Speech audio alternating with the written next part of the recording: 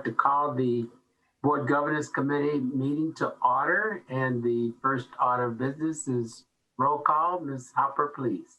Henry Jones, Here. Rob Fechner,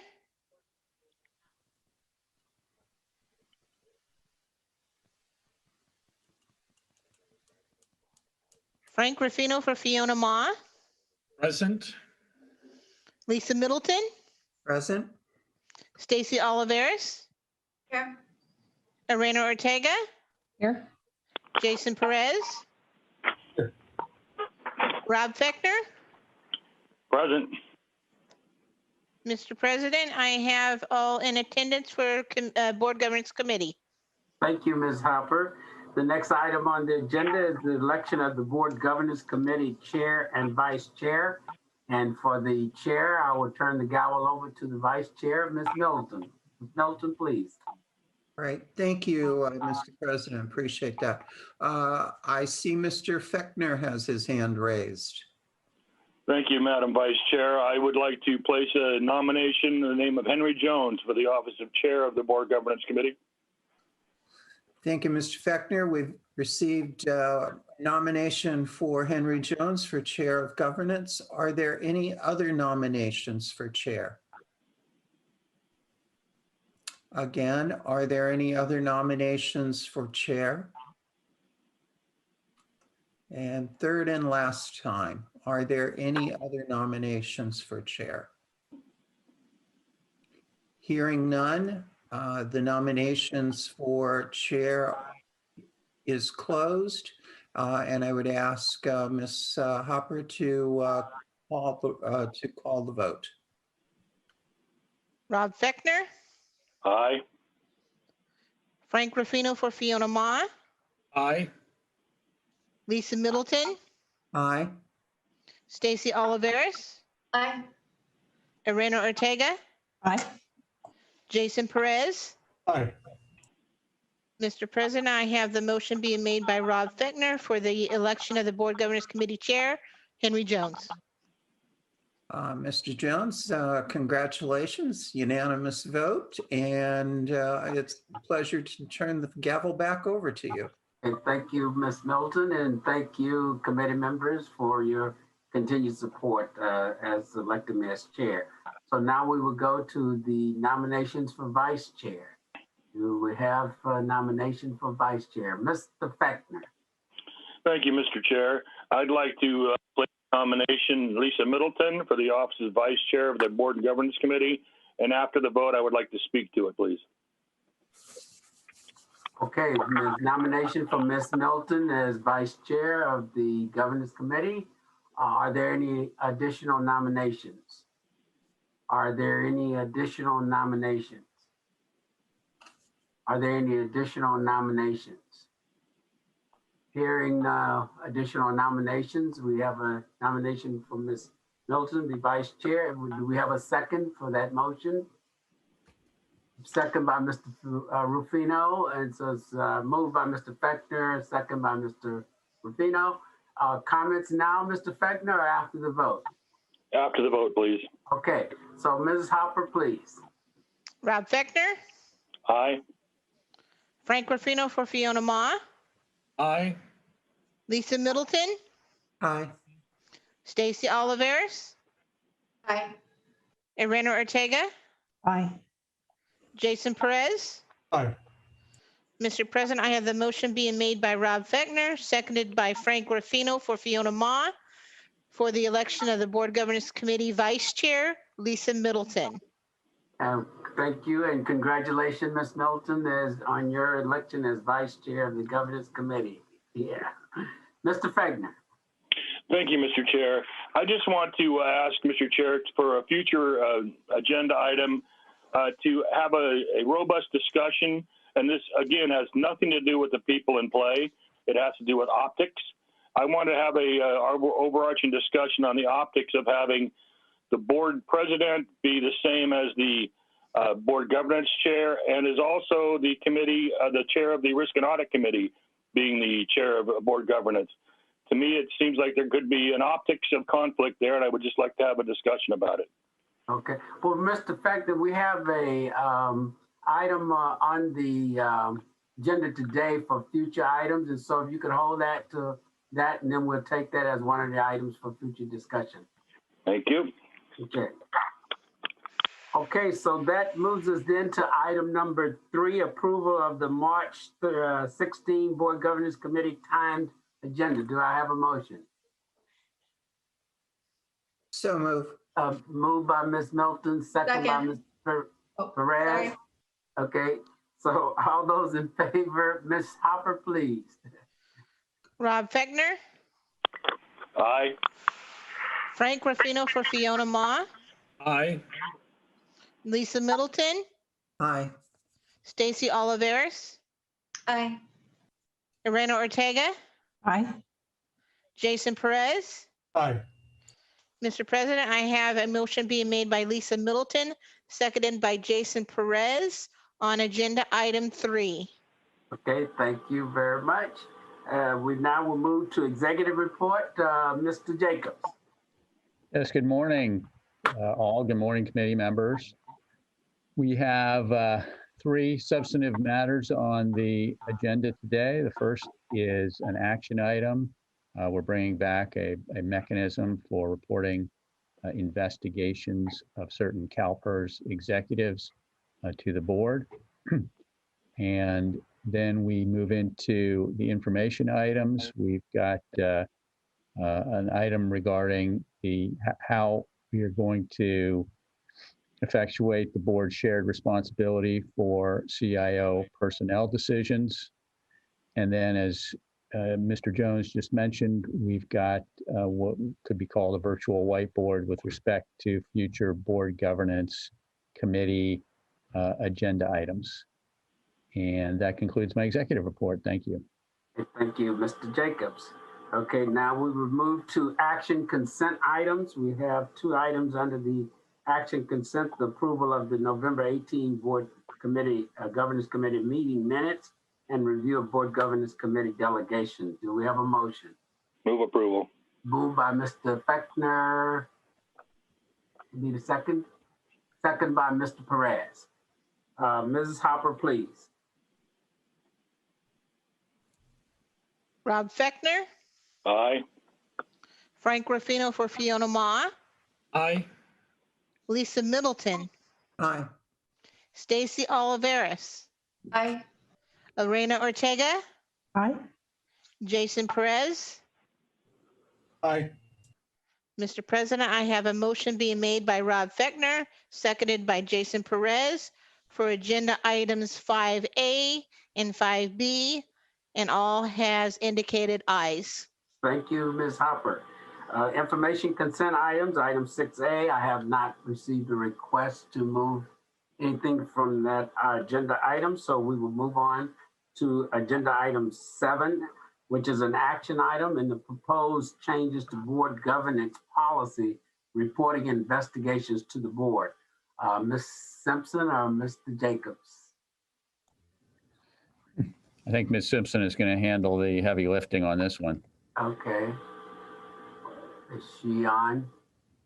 Good morning, Good morning. Chair, and good morning, committee members. Congratulations to Chair and Vice Chair for being confirmed again. I'm not sure if you can see me, but I can see all of you. Maybe that's good enough. Okay. This item 7A, as Matt Jacobs has just said, proposes a change for the committee to consider on the board governance policy. And this is on the question of reporting investigations. And this follows the board president's direction to come back with some proposed language regarding the board's oversight of allegations of misconduct by senior executives. So you'll see that you have the language there in front of you. And as follows: through the board president, monitor investigations into allegations of misconduct by the CEO, chief actuary, chief compliance officer, chief financial officer, chief health director, chief investment officer, chief operating officer, or the general counsel. Upon receipt of plausible, non-frivolous allegation of misconduct by any of the aforementioned personnel and a preliminary determination that the allegations are substantiated, and if substantiated, would constitute misconduct, management, and in parentheses, the CEO, unless the allegation concerns the CEO, will notify the board president and the chair of the Risk and Audit Committee. Management will inform the full board upon the commencement of a formal investigation into the alleged misconduct. And with that, this item is for the committee's discussion. Thank you, Chair. Okay, thank you, Ms. Simpson. And committee members, you have any comments or questions? I see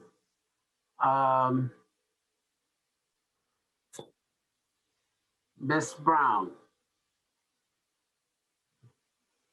Are there any committee members who want to go in front? I don't see any committee members yet. I'm happy to go first. Okay. So in looking at attachment 1, page 9 of 26, the revision, line 18, it talks about only certain positions where the board president would inform, or the board president would know, the chair of risk and audit would be advised. But, you know, there are many other positions that where if there's some sort of misconduct or other issue that arises that we should know. I'm not going to mention the one that specifically we've been told about, but under this policy, we would know about the current issue that's going on. And so I have concerns that this is way too limiting and it needs to be much broader. More importantly and generally, I'd like to know, going back over the last, 3 to 5 years, what other investigations have occurred that the full board was not made aware of, and not just of these positions, but for things that where fraud, mismanagement, very serious concerns have been brought to bear, and there have been some sort of a penalty or some sort of performance review or something happened to that employee of CalPERS. I think this is way too limiting for the board. And those are my comments. Okay, well, we'll come back to that after we hear from other members. Ms. Milton? Thank you, Mr. President. And I'm going to direct these as questions to Matt and to Ann. And what I'm trying to make sure is that I have the correct understanding of what it is that that we're doing here. So the first notification involving these named positions is that the board president and the Risk and Audit Committee chair would be notified. And what I understand that to require is that we have received a plausible, non-frivolous allegation of misconduct. And the next question is, if it's true, it would constitute misconduct. So at that point, we don't have any information as to whether or not it's true, not true, or anything else other than we've received an allegation. And that creates an affirmative obligation to notify 2 members of the board. That's correct? That's correct. Okay. And the implication here is that would be immediate notification, or as timely as is possible. Is that something that we need to spell out, or is the implication adequate? That's an interesting comment, Ms. Middleton. I note that the language that's drafted here says upon receipt, which I think is probably about as prompt as is practical. But Matt, would you like to add anything to that? Yes, I mean, you have to give a reasonable time for this preliminary determination that the allegation, if substantiated, would constitute misconduct. So I think the idea is you're going to get a notification upon, well, you've got the receipt, but the phrase goes on to say that it's a preliminary after the preliminary determination. In other words, we get a receipt that we receive an allegation that the general counsel has done something that the complainer thinks was improper. It may be plausible, it may be non-frivolous, but it doesn't constitute misconduct. So there's a preliminary determination that, you know, somebody's complaining that, anyway, there's, that would not go to the two individuals on the board. But there has to be at least a moment in time, a reasonable time for that determination to be made. And I would think that, you know, that would be a very short time, you know, a couple days maybe. All right. And that would be the CEO slash general counsel, or just the general counselor? Who's responsible for making that determination that this allegation rises, if true, to the level of misconduct? The CEO with the assistance of the general counsel, but that's a CEO call ultimately. Yeah.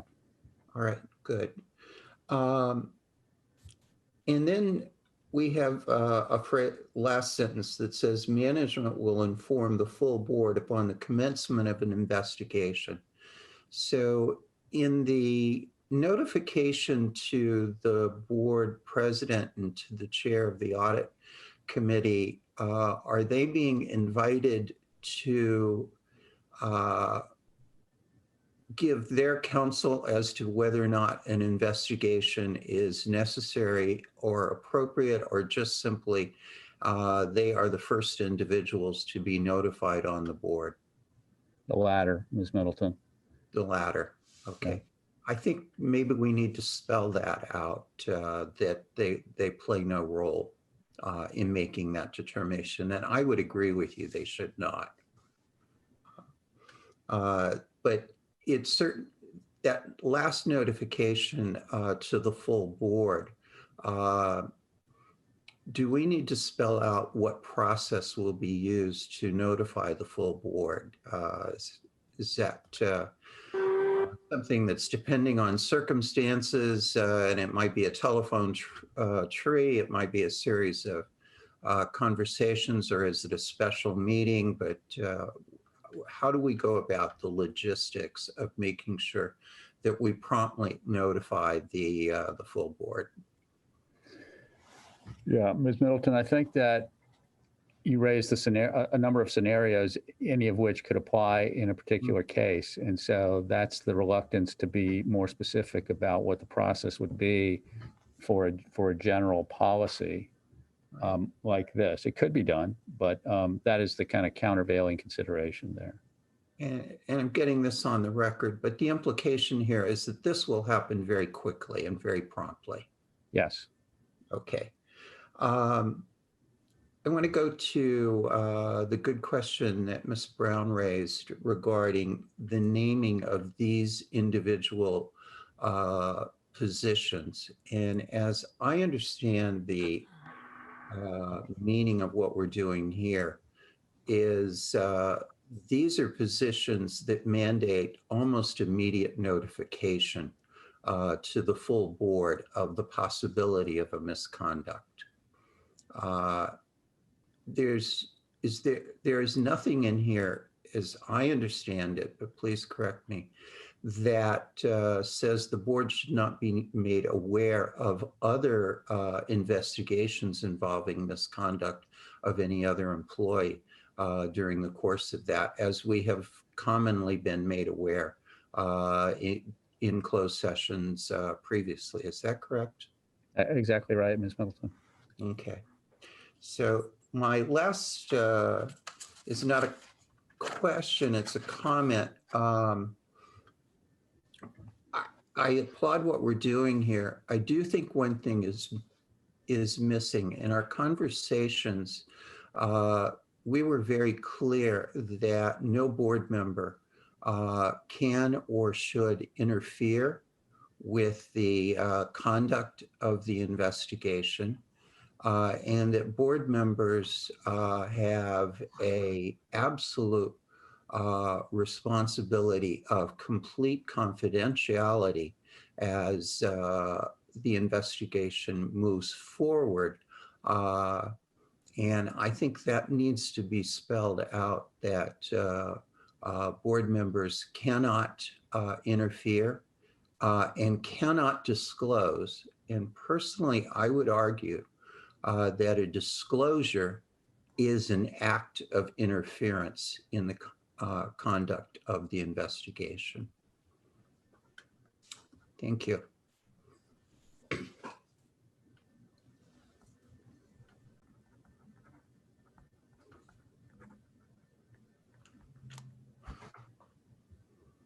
You're muted, Henry. Ms. Taylor, thank you. Oh, thank you.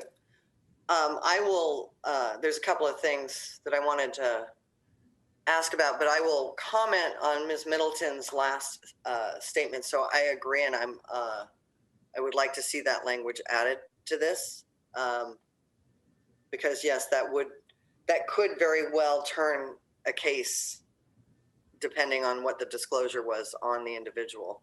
If there was disclosure from a board member and it made it out into the public. So I would second, basically, Ms. Middleton's thoughts there. I want to go on. Upon receipt, Mr. Jacobs, you explained it and I got a little confused. So upon receipt of a plausible, non-frivolous allegation of misconduct by any of the mentioned personnel and a preliminary determination that the allegation, if substantiated, would constitute misconduct. So who's doing that? Who does that part of the investigation? Because the accusation can be out there and it may mean, Matt Jacobs stole my lunch, but it might not be true. So who makes the determination? The CEO, with my help if the allegation is not directed at me. Well, you stole my lunch, Matt. No, I'm just kidding. I thought I gave it back to you. And she'd either do it alone or with the help of somebody else if the allegation were with respect to me. Similarly, if it happened to be as to Ms. Frost, I would make that determination with either by myself or with the help of somebody who's not Ms. Frost, not the CEO, to generalize it. Do we need to, and I don't know that this to be the case, but do we need to delineate that in this or no? I don't think so. Okay. Yeah. Okay. I'm not an attorney, so I just wanted to ask. Yeah, well, it's CalPERS management. And, the thing about this is kind of a general policy that we have here, Ms. Taylor. And so it tries to capture the crux of the issue and provide guidance for how to do it in the future. And Ms. Middleton has explicated that through her questioning, which she aptly pointed out was on the record so that somebody could go back and figure and replay that and hold us to it. Okay. But if you get into kind of the more detail, this can expand to a 6 or 8 page code that I think the goal here is to try to avoid. Okay, that makes sense. And and then once that initial investigation to determine it's not frivolous, then it goes to the board president and the chair of the Risk and Audit Committee to let them know that you're investigating it that what I'm understanding? So let them know that this allegation has been received and that it is um,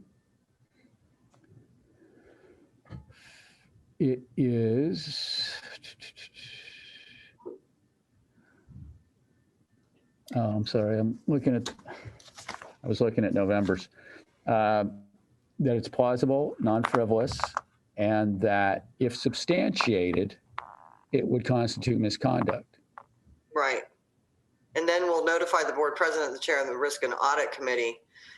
Because it seems to me at that point, it's after that management will inform the full board upon commencement of a formal investigation. So Right. You're basically saying, okay, first we're going to notify the board president, chair of Risk and Audit, and then we're going to commence a formal investigation and let the board know. Because I mean, it sounds to me this goes hand in hand. Well, it doesn't go hand in hand because there's some leeway, there's some time in between a determination that, hey, we've received this allegation, it's not frivolous, but we need to do a kind of a preliminary investigation. So for example, we've received this allegation, it's non-frivolous. If it were true, it could constitute misconduct. Now let's go out and talk to the 3 people who are purported to be the witnesses to this event of misconduct. It never happened. It never happened. They swear up and down, it never happened. So now we have a preliminary investigation that's concluded that the allegation is frivolous or is non-substantiated, and it never gets reported to the full board. It's only if that kind of preliminary investigation leads to the conclusion that, hey, we need to open up a full investigation here, that it would get reported to the full board. I don't know. It kind of sounds like what you're saying there would be before you would give it to risk and audit and the president, though. Because that's what you're trying to, how do you know it's not frivolous? I mean, if it's a serious allegation like sexual misconduct, right? But it never happened. You've got to kind of, before it even goes to the board president or risk and audit, here's my concern. If you don't make sure that it's not frivolous, that somebody's just going after somebody, right? It goes to the board president and chair of risk and audit, it could still leak. So, and then you institute this investigation that you're talking about, the pre-investigation, and you find out it was frivolous, ultimately, that it was, based on spite or whatever, then you're not going to inform the board. But it would seem to me that it shouldn't go to the risk and audit and president first. So I think that we're kind of getting, I don't know. It seems to me like if it goes to a full investigation, that's when you advise everybody. I don't know that you would advise the president first, unless you're saying that you just want to let him know this has been brought up and we're going to do a preliminary investigation. And then if a full investigation is warranted, then you tell the board. I guess that's where I'm confused. Well, that is the idea. Now, what you said a moment ago is a legitimate position to hold. But what we're trying to do in this document is reflect what we believe to be a consensus position or close to a consensus position of the committee the last time it was discussed. So I'm not disagreeing with you. I'm just saying that the sense of the committee seemed to be, hey, if you open up, if you get one of these allegations, it's non-frivolous, at least 2 board members should know about it. You move on from there. And then if it's a real thing, essentially, then you tell everybody. Okay. I guess it's going to really be tenuous on how you determine non-frivolous to advise the president. To me, it would be more like the CEO says, Matt stole Teresa's lunch, and I'm just letting you guys know because I'm going to go question everybody that was in the kitchen. And then, oh yeah, he didn't steal Teresa's lunch, so I'm not going to tell the rest of the board. So I guess I see where That's not a bad way of thinking about it. I mean, Okay. that essentially captures it, I think. Okay, that makes sense. That kind of makes sense. And then finally, I kind of want to address the issue. I think on terms of other notification of all employees that Ms. Brown was talking about, I think our CEO lets us know when those occasions arise when they're very serious. But something like that fraud incident that I think we're referring to, that makes sense to come forward to the board, but I will, as a union steward for SEIU, I think it's understanding that there are a lot of actions that take place against employees. I'm not sure that we need to know every single thing. So I think it would be too expansive to include everybody else. And I think we should leave it to the CEO to determine what's serious enough to bring to the board's attention. Okay, we heard from Ms. Taylor. We will now hear from Ms. Oliveris. Thank you, Mr. Jones. These are excellent points. And I think before I get into some of my questions, I want to acknowledge that we have very strong leadership with our CEO, and I have no reservations about her leadership. I do understand that there have been some historical issues with a previous CEO of CalPERS. And there have also been issues with prior board members. And so I have that in the back of my mind as I think through some of the potential complications here. So my first question is, have we received an opinion on this from Fiduciary Council? We have not. I don't know that really that she would have insight in it, but we do have a consultant. Marcy, help me with his. Yeah, Rick Funston. Sorry, Rick. But Mr. Funston, who is an expert in governance of public pension systems throughout the land, has consulted on this and is available to comment on this or anything else on this agenda. That's great. So I would love to hear from Mr. Funston, and I have another question that maybe he could help answer too. So I'm wanting to understand what the best practice is for checks and balances on the board. Director Fechner made a comment earlier about the concentration of leadership within the board and the board committees. Over time, we've seen with whether it's corporate or public pension leadership, that sometimes there are bad actors, whether it's leaders on the board, whether it's executives. And I don't know what checks and balances we would have in place in the very, very rare circumstance. And I don't think anybody on this board would do this or in our executive team.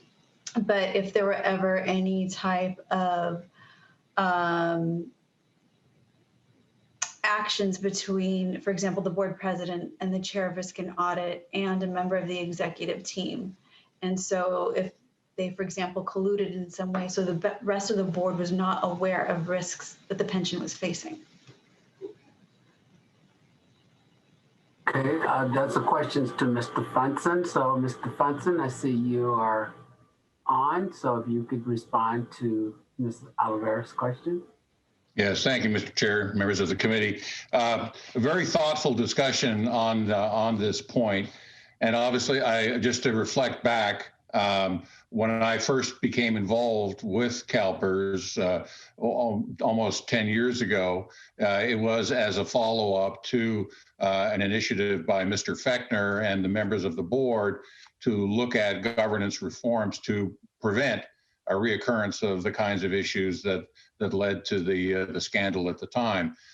I would have to say also that the organization is probably still experiencing the ramifications from that scandal. So I think you're wise to be concerned about a repetition of those events. As I listened to the conversation and the points made by Ms. Middleton and others, I would say that first of all, the policy seems well construed. The issues of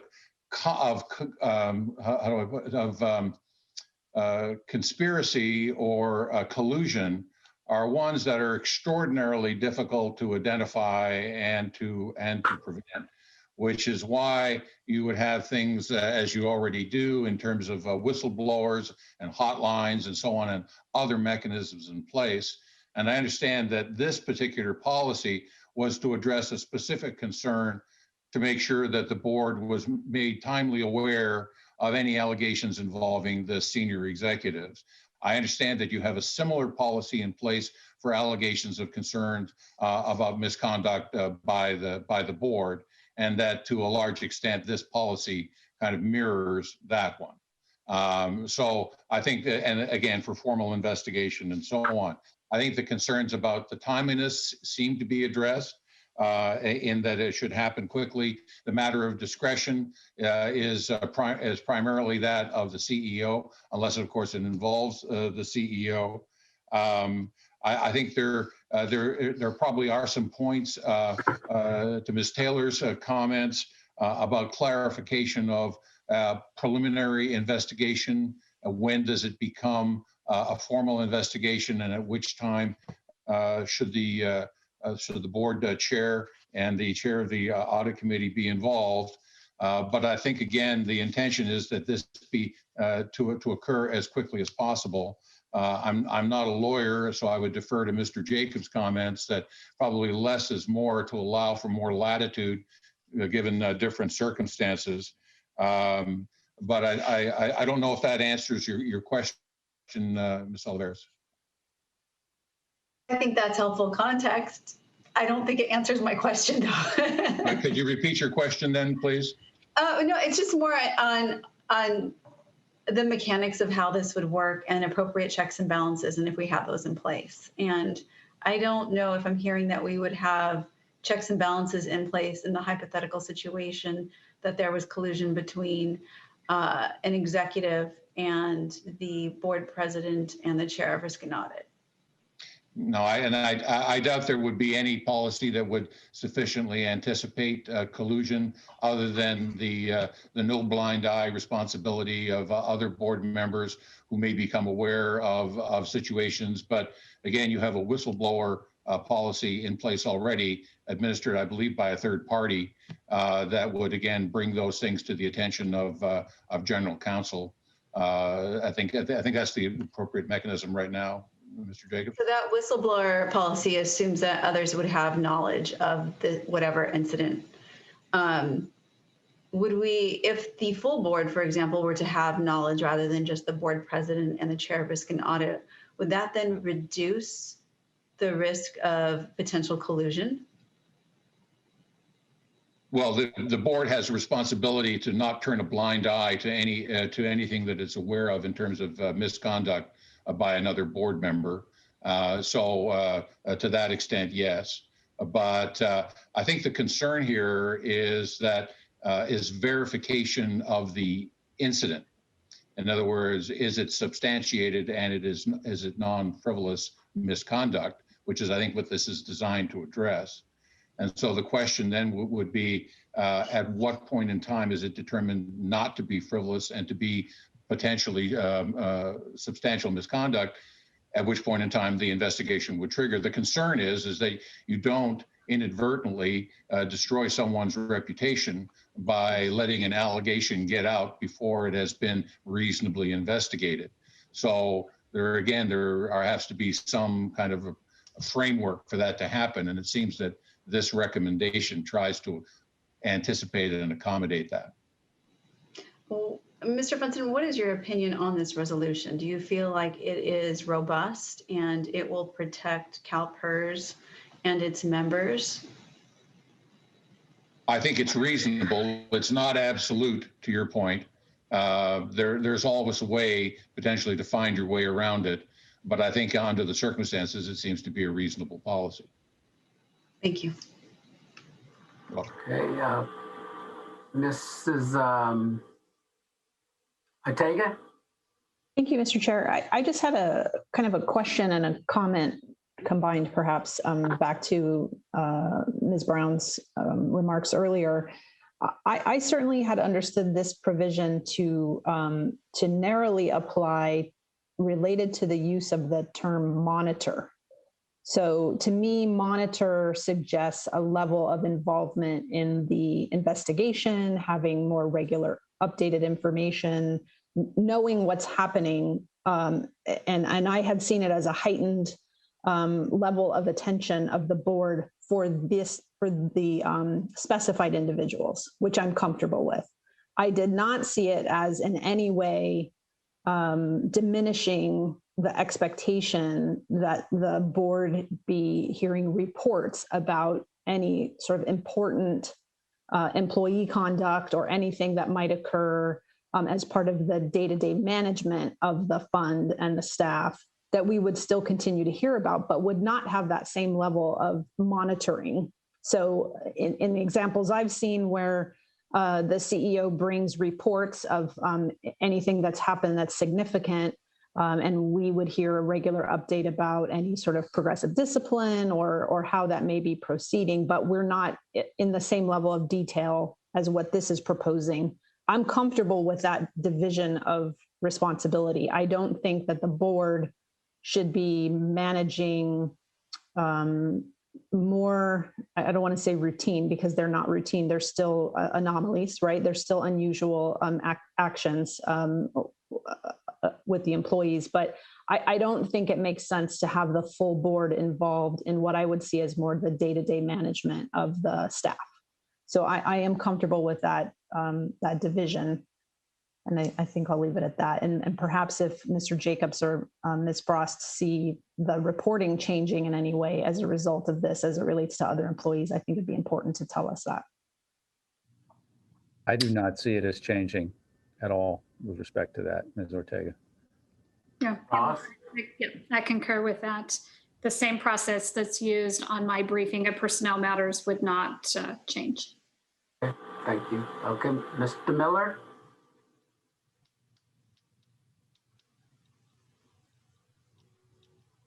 No, I had nothing to add. Okay, so I see no additional questions from board members.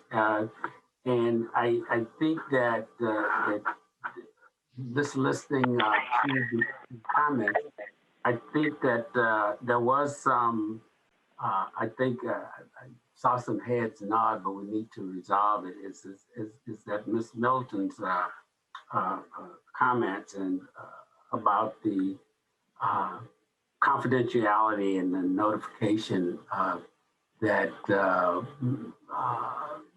I think something maybe needs to be added to hold the board members accountable for becoming aware of this information and then it becomes leaked.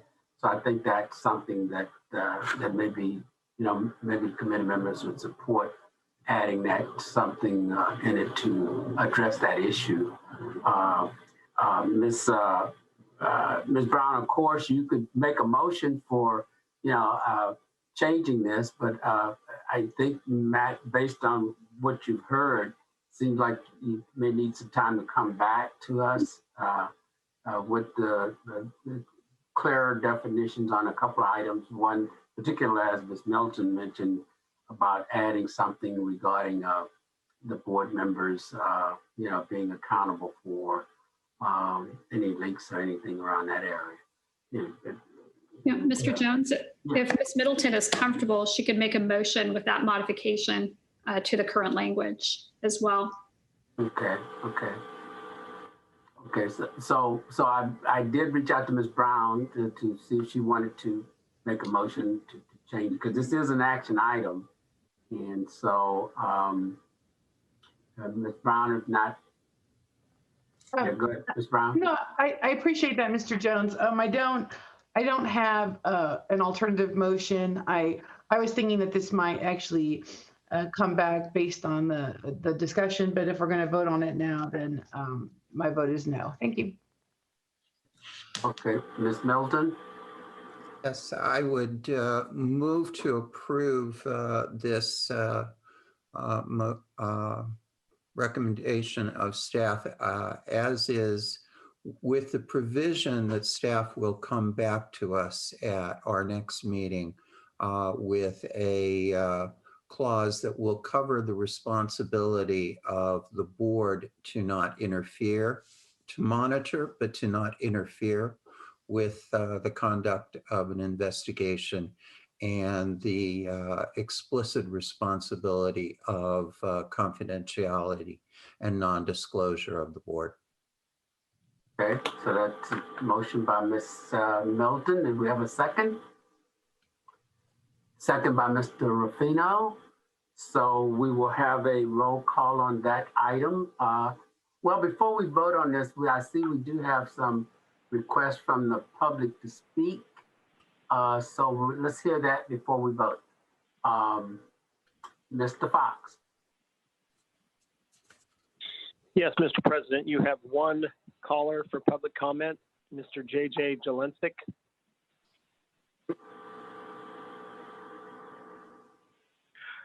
Hi, this is JJ Jelensik speaking as a beneficiary to my trustees. I think your focus is the wrong focus. You should focus on what gets reported to the board, not who gets reported. I once represented an employee who took a suspension for theft, and what they had taken was a surge protector. But, you know, what's important is what's going on.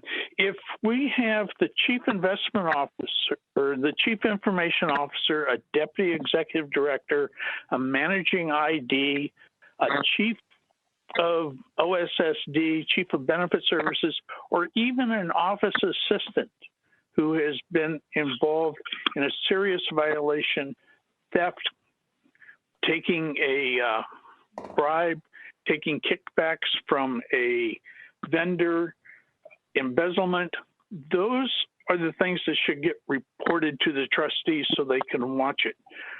If Matt Jacobs steals a surge protector, I don't think that ought to go to the board, although it is misconduct and it is theft, but it's not the level that should come to the board. So I really think the focus ought to be on what gets reported to the board and not on who gets reported to the board.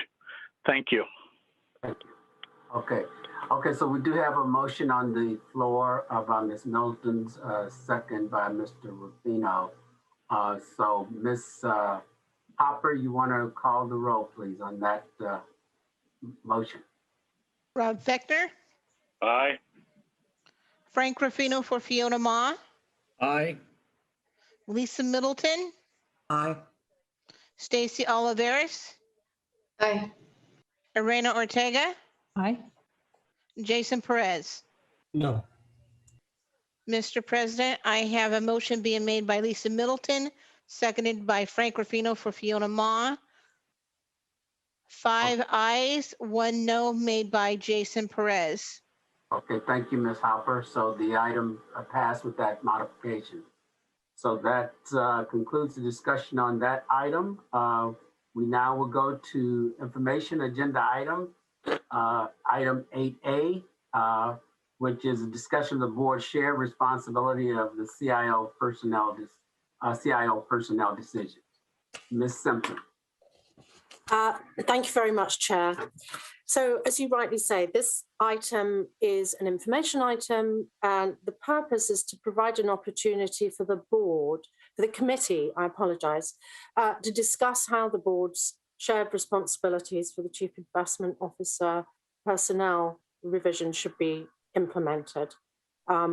You'll recall, and the item sets out that in September of 2020, there were discussions to amend the governance policy to reflect that the responsibility in practice for hiring, evaluating, and terminating the Chief Investment Officer is shared between the Chief Executive and the board members. As a matter of expediency, the board president has appointed 2 subcommittees to help the Chief Executive Officer with interviewing candidates. The recruitment's in process, and the final candidate will come before the full board. At the February 2021 meeting of the Performance, Compensation and Talent Management Committee, in reviewing its annual delegation as part of its annual responsibility to do that, put forward the notion that that particular committee should be the place where the shared responsibility would reside. Since that time, a number of board members have raised a question as to whether this is actually the best place for that particular delegation from the board to live. So the discussion today is to allow the committee to discuss options ahead of the April board meeting, which will, as a matter of routine, approve all the committee delegations, which happens annually, apart from the investment committee, which is a committee of the whole.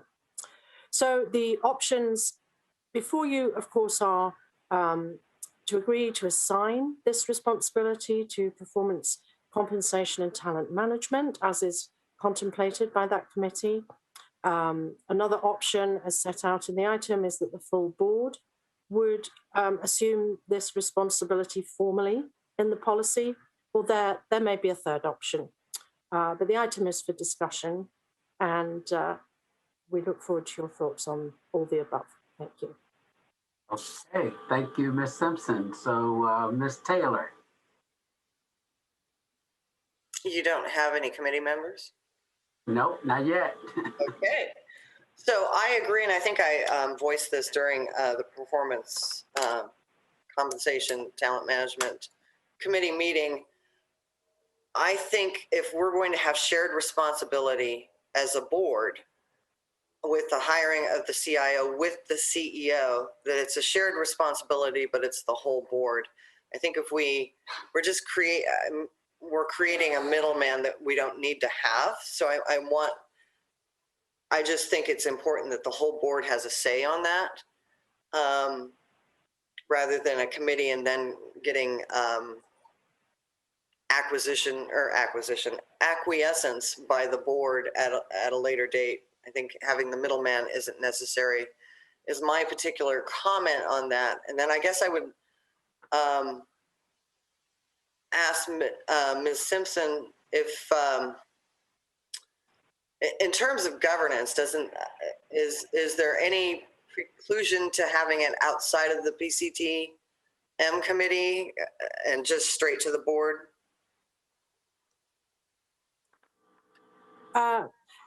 Thank you. Thank you, Ms. Taylor. Mr. Funston may have a comment on this, but I'm not aware that there's a view in the governance world as to a preference for how this is organized. I think some of it is practical. In other words, if you have a board of 13, to involve 13 people into an interview process can be quite complicated. And I'm sure that's why the president saw fit to establish 2 subcommittees. In other words, so that the people with the time, the interest, the attention can play that role. If it's formalized to be the responsibility of a particular committee, then obviously this is the committee with the job of talent management, and obviously recruiting the chief investment officer is probably one of the most important talent management decisions to be made. I can see Rick is back on camera. Thank you, Mr. Funston. Comment? Sorry, Chair. That's my apology. Thank you, Mr. Chair. And I think the question is, what is being delegated by the board? It's entirely consistent for the board to create committees, to assign it some responsibilities, some work to be done. But I would say in the vast majority of cases, that they are being asked to make a recommendation, to be involved in a process and to make a recommendation, not to actually make the decision. They would come back to the board, make a recommendation, and the full board then would have an opportunity to discuss and consider the recommendation that's being made. So again, they typically would delegate responsibility for doing the work to develop a recommendation, but the board as a whole would then have to weigh in on the final decision and make the decision based on the recommendation of the CEO and committee. Does that Does that answer your question, Ms. Taylor? I'm not sure. So if we delegated it to PCTM, then when, for example, the hiring of a CIO were to come up, then it would be those members that would be the subcommittee. And I don't know, I would think it would be important to pull, especially if there's two, because the subcommittee, the PCTM committee is not real big. I think it would be important to have the ability to pull more people to help with the interview process, rather than just from the PCTM committee. So I just think it's important that we involve the whole board and then let the board president determine the subcommittees of the hiring, rather than delegate it to PCTM and then thereby to the board at some point. I don't know. I'm just, another, similar to what you're saying, Ms. Taylor, would be if we delegate to the Performance and Comp Committee, their job could be to screen the applicants, just as we're doing, with a subcommittee. And then the screening could identify the top 3 or the top 2, whatever the determination may be. And then the full board could interview the candidate. I mean, that's an approach that could be used.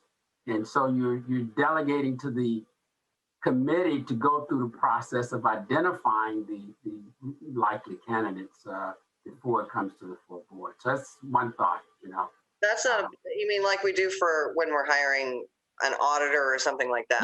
Yeah, same thing. Yeah. Fiduciary Council is another one. The only, if I may, Mr. Chair, sorry. Just with one caveat, though, I would express is that in the case of the external auditor and in the case of Fiduciary Council, those are direct reports to the board. And I believe that the relationship today is that the CEO has the primary responsibility for making a recommendation with respect to the CIO as the CIO reports to the CEO.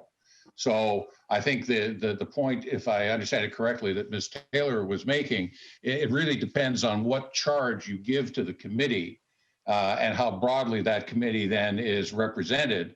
I think obviously it's a good idea to have the board more fully involved, but then in that case, why have committees? Because again, what you're trying to do through committees is delegate getting some of the work done to bring back a recommendation, as Mr. Jones said, with a short list that has been vetted and approved and agreed upon by all parties. So the question then is, the board would still have the final approval. It's just that it would not be, that's just a way that boards get the job done. All right, it's just how committees work. We understand that many of you also attend most of the committee meetings, so essentially every committee is close to a committee of the whole, if not the whole, which is something we see more of these days. Yeah. Okay, Mr. Fechner?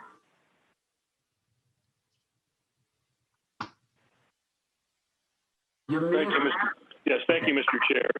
I appreciate the conversation. Thank you, Mr. Funston, for weighing in. You and I have certainly been down this road a number of times. So it's refreshing to go through the topic again. This process is, if we're going to continue on the way we are, it was a number of years ago that the board decided we're going to have one direct report to the board, and that's the CEO.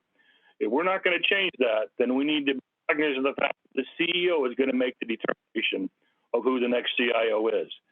I agree with shared responsibility as far as GM maybe being the first blush, shall we say, as Mr. Jones mentioned, to do the paperwork, to screen, et cetera.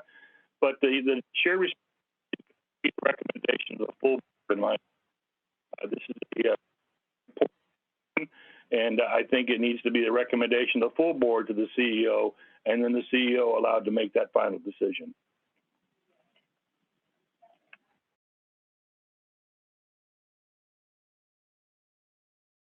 You're muted, Henry. Mr. Fechner, you kind of broke up towards the end of your comments. Could you repeat it? Because I didn't hear it. I don't know if the other members heard you. Let's try it again. My comments were that as far as the screening process goes and the first bunch of interviews, I certainly understand that the PCTM may be the right vehicle for that. But beyond that, since we only have one direct report to the board, and that's the CEO, then that person needs to be responsible for hiring the CIO. And I think the decision of a recommendation should come from the full board to the CEO, not from any committee. This is a very important position and needs to be a committee of the whole that makes that decision recommending to the CEO for their decision. Okay, thank you. Ms. Middleton, and I'll come back to the other members of the board. I want to catch the committee members first. Ms. Middleton? Right. Thank you, Mr. President. And I'll go ahead and give my comments, but I believe Ms. Brown asked to make a comment and was missed in the room. Yeah, no, I see. I was going to the committee members. I'll come back to it. I got a couple other non-committee members who wish to speak. Thank you for correcting me on that. Yeah, I want to thank Mr. Funston for his comments because I thought they were spot on. And the issue really does become to what is it that we are delegating? And no committee should be a final determiner of anything. That needs to come back to the full body. The work of a committee is most effective when it can narrow the choices for the full body and can take and do much of the screening work, particularly in a process like this. As to whether or not it's the Performance Compensation and Talent Management Committee or a special committee that's been formed, either one of them could carry out the role. We have a special committee that was appointed this time to go through and do the review. One advantage of it being the Performance Compensation and Talent Management Committee is we know in advance who the committee members are going to be. And it's, so there's no special work that needs to go on. If we're going to do an evaluation, PCTM will have an obligation to step in. Another advantage of PCTM is there are three responsibilities here: hiring, evaluating, and terminating. Those are three very different responsibilities and actions. I think it would be difficult to have a special committee that would be responsible for the evaluation portion of this. And PCTM is already in a position, because of the responsibilities that committee has in making salary recommendations, to be involved in the evaluation. So I tend to come down in favor of the recommendation of vesting the recommendations to PCTM, but I could be easily persuaded that there is another effective vehicle. What I think is important is that we move forward with some consensus and some promptness on our actions here. Thank you. Thank you, Ms. Paglian. Thank you, Mr. Chair, and appreciate the discussion here this morning as well too. We really strongly support keeping the responsibilities with the full board, as Ms. Taylor and Mr. Fechner outlined. I think it's an important decision, and it aligns with what we have done with past practices. And as far as if we had to conduct a CIO search, I think that allowing the chair the authority to create that search subcommittee, has worked well in the past, is working well at this process. And I would be a little bit concerned that sometimes these search processes take quite a bit of time, and it might be difficult for everybody who currently serves on the compensation committee to be able to commit that kind of time. So allowing the president to name the search committee gives people the opportunity to think about the commitments involved and whether or not they would like to participate. Thank you. Thank you. Mr. Miller. Yeah, thank you for recognizing me, although I'm not on the committee. I would tend to agree with Ms. Paquin in that there's no certainty of the guarantee of performance, compensation, and talent committee and who's on it. And I think for example, for the CIO position, I think it's important for the chair or vice chair of the investment committee to be involved in that process of screening and making a recommendation. And certainly I feel that the CEO is the one who's ultimately going to be kind of on the hook for that decision.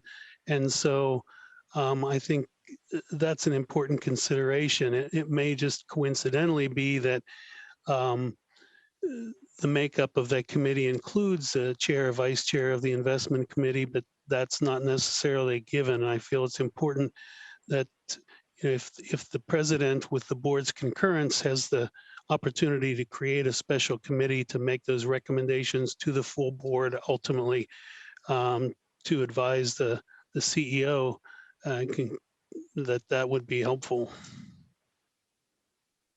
Thank you. Ms. Brown.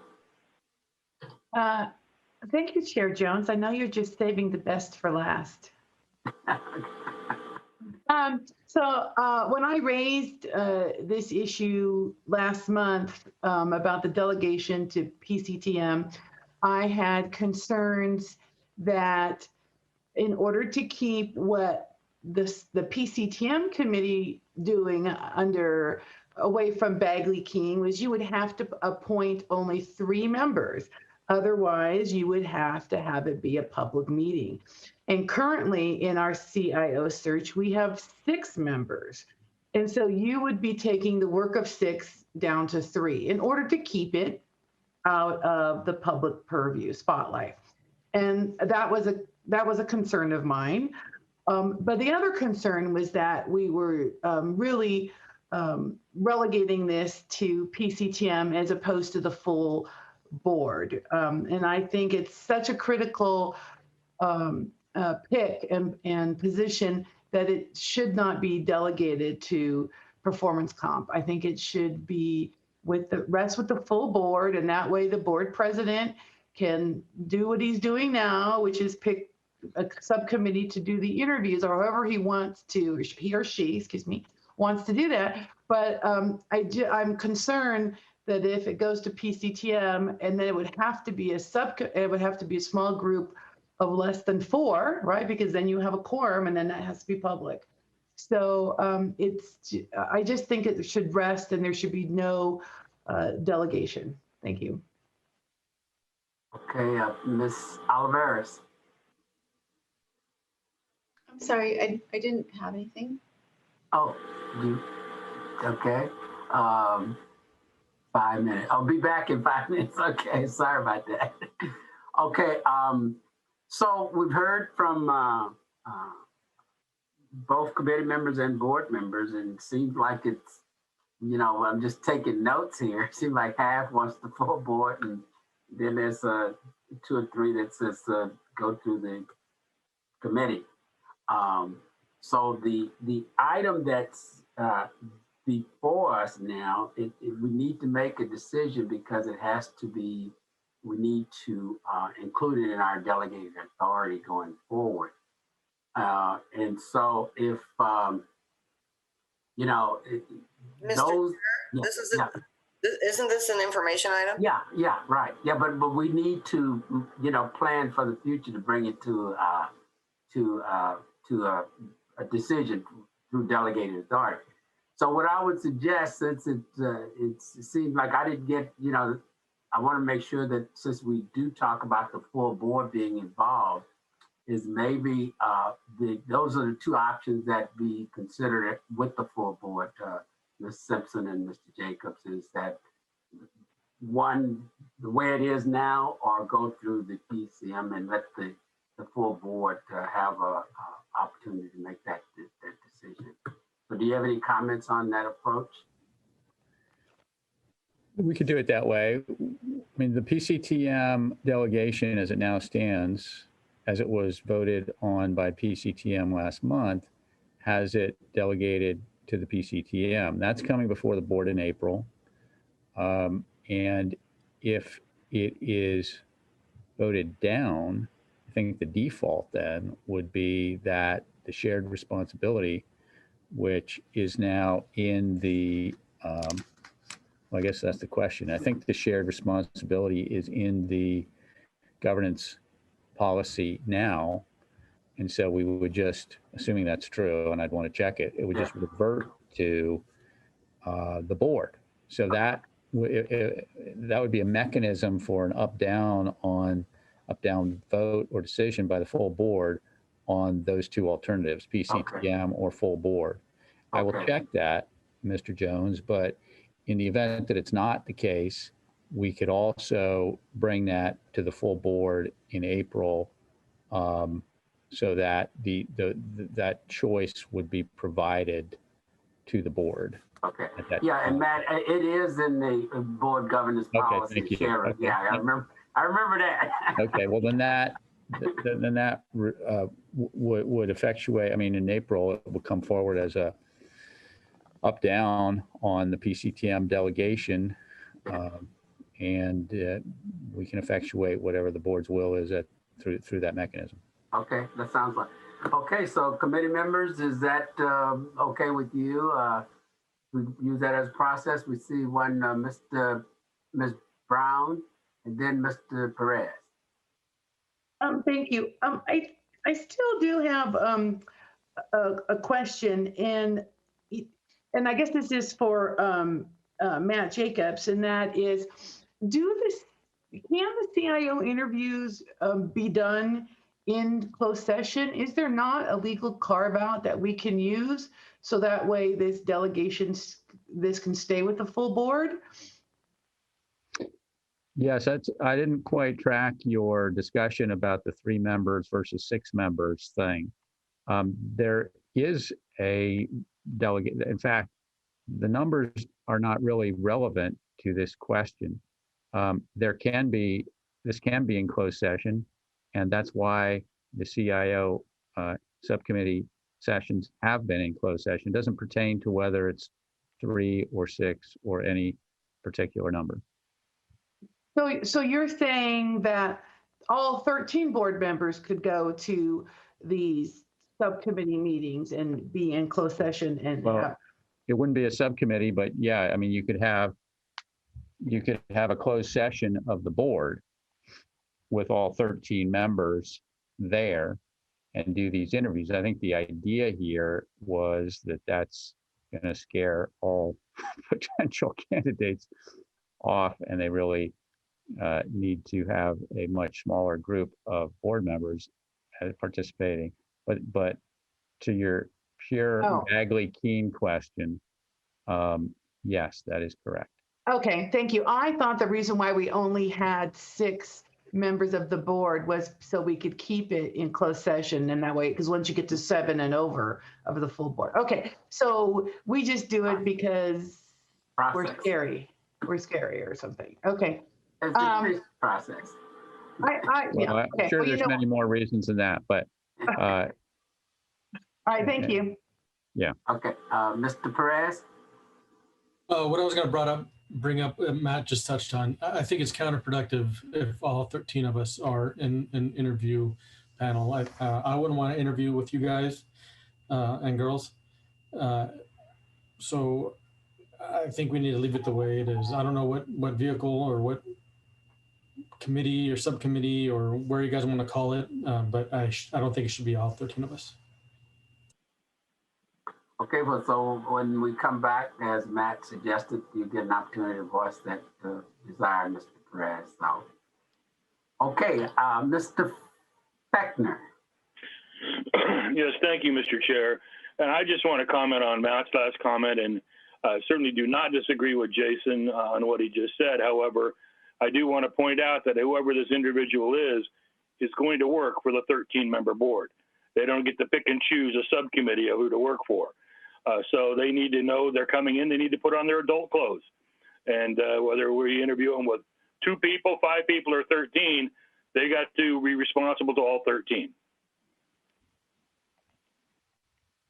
Okay, thank you, Mr. Fechner. Mr. Perez, is that a question or comment? Yeah, I mean, they work for us in the sense that as a police officer, I guess I work for the city council, but no, I report to a chain of command that stops at a chief, and the CIO will actually report to Marcy, or sorry, to the CEO. Okay, well, that's the last request. I think that what we're trying to achieve here is a process to comply with the board's decision that there shall be shared responsibility in hiring, evaluating, and firing the CEO. So that's the ultimate outcome what we're trying to achieve here. So we will get another shot at this when we come back. Ms. Taylor. I think I forgot to say, we all need to remember, I think Mr. Perez just said it. I don't think Mr. Fechner meant it that way, but the CIO reports to this CEO. This hiring process that we're trying to set up and stating that we want a shared responsibility in, ultimately the CEO has to manage that person. So their buy-off is just as important as our recommendation. So I just think it's important that when we're making the recommendation, the CEO also gets a say in that. I don't want to lose sight of that, because the CIO does report to the CEO and they do have to work together. So. Okay, so I see no additional requests to speak on that. I think, Matt, you okay on, Ann, you okay on the direction on that one? Okay. Very good. Yeah. Okay, good. Okay, so now we go to the next item, 8B, is future board governance committee agendas. And I had asked that this be placed on the agenda for the very reason, as Rob has already requested, something that we need to talk about or consider going forward as a governance committee. And Rob had mentioned one, and this is for all board members, whether or not there are some issues that you want us to put on a whiteboard to consider bringing back to the governance committee going forward. So with that background, Mr. Fechner, you could go ahead and complete your comments as you were making earlier in the agenda. Yes, thank you, Mr. Chair. And again, I want to preface that this is cast no aspersions on the current leadership. I just think as far as positions are concerned, that the president of the board and the chair of board governance, as well as the chair of risk and audit and the chair of board governance, should not be one and the same person. I think that has the appearance, the optics of being a conflict, whether there is or there is not. I just think that we should have a discussion about that and see what everybody's feelings are about that. Again, nothing to do with the current situation, just as we evolve over time, because we never used to have this. We started this about 2009, 2010, as Mr. Funson discussed earlier. So we're always evolving. And I just want to put it on the agenda and have people talk about this and see what people's comfort zones are, whether or not these should be one and the same, or if they should be separate positions for optic purposes. Thank you. Okay, that's one item. We'll add that one, Mr. Jacobs and Ms. Simpson, to go forward. Any other board members or committee members? Anything else you would like to, Ms. Middleton? And I want to pick up on Rob's theme and be very clear. This is not meant as an aspersion on anyone whatsoever. But I think it would be appropriate for us to have a conversation around whether there should be term limits for our most important roles, the president, vice president, and the committee chairs. I'm